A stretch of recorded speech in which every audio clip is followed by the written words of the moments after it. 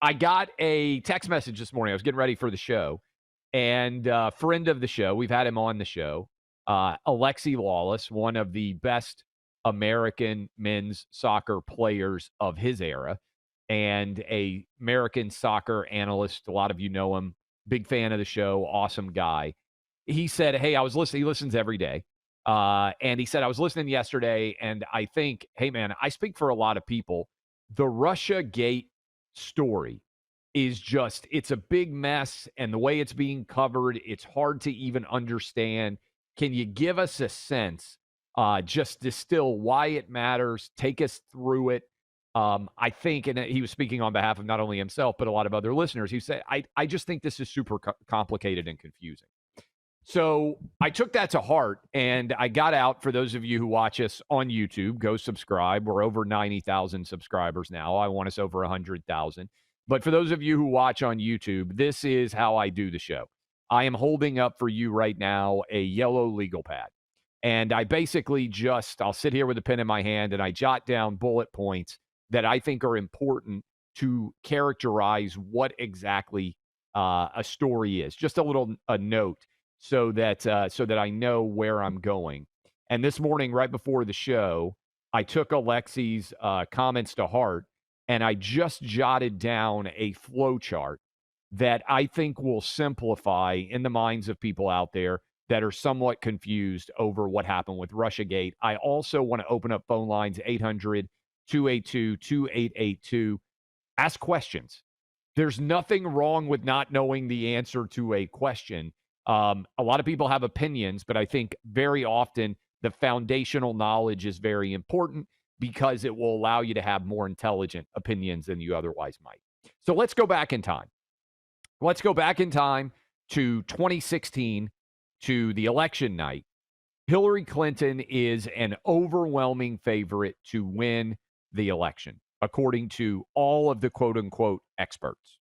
I remember sitting, as you probably remember sitting, watching all those election results come in and seeing what was effectively a cataclysm for the media. All of their predictions, all of their expertise, all of their polls, they were all 100% wrong. And not only were they 100% wrong, but Trump didn't just win. He won what would have to be characterized in many ways as a landslide victory out of nowhere. Won states that they said he had no chance of winning: Pennsylvania, Wisconsin, Michigan, states that he would win again in 2024. But in 2016, they didn't see it coming at all. And so in the immediate aftermath of Trump's win, the media and the intelligentsia and the entire Democrat establishment had two paths they could have taken. One, they could have said, hey, maybe this guy, Donald Trump, is a much better politician than we thought he was. And maybe Hillary Clinton is a much worse politician than we thought she was. And they could have gone through all of the returns, and they could have come up with a game plan to try to beat Trump in 2020 that acknowledged the significance of his win and also gave credit to him for being an elite politician. They didn't do that. Instead, they went back and they said, there's no way this result could have happened and happened in a legal manner. In other words, Trump had to have cheated. What are we missing? Everybody said Hillary was going to win. What are we missing? What happened to make Trump win?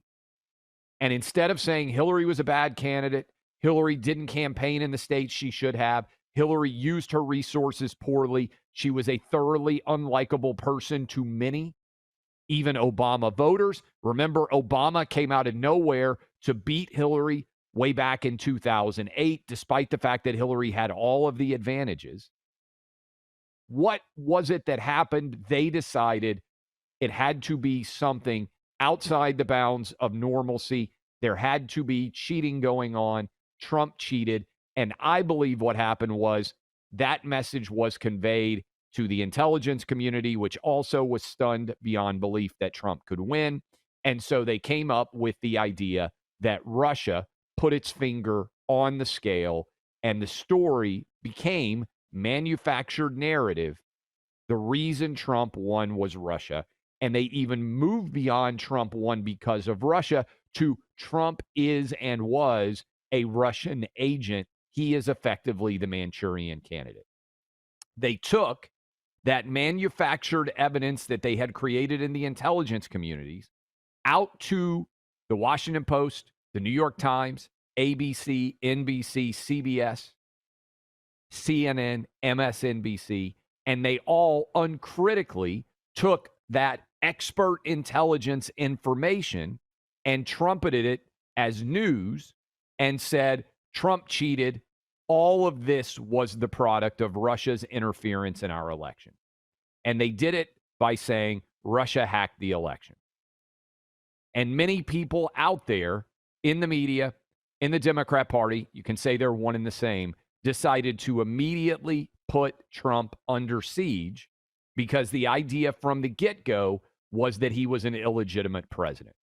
They couldn't accept that Hillary lost. Again, this was the original sin. They had two paths. Hillary just lost. She was a bad candidate. Trump was better than we thought. That is, I think, indisputably true. Instead, they said they had to have cheated. Let's delegitimize Trump right at the outset.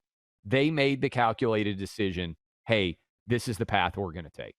And here is where Buck, we'll talk about this because I don't think this story is going away. We'll talk about this with Buck when you come back on Monday. I think he would sign on to this. The intelligence agencies are so big that if you want to find a story to tell inside of that intelligence agency, there's somebody with data points that will allow you to tell the story that you want to tell. Uncritically, the Washington Post, New York Times, ABC, NBC, CBS, CNN, MSNBC, they all ran with Russia and Trump cheated. That's why they won the election. If you asked any questions about that, oh, you were complicit as well, maybe Russia was paying you. All of that then leads to basically the entire Trump 1.0 regime being under siege from the moment they came into office. Attorney General won't end it. Says, hey, we've got to have a special counsel to investigate all this Russia collusion. Mueller comes in, spends years investigating. Eventually, what does he come out and say? There's no evidence of collusion effectively. But it took years. That also, when we come back, I want to talk about this. It wasn't just 2016.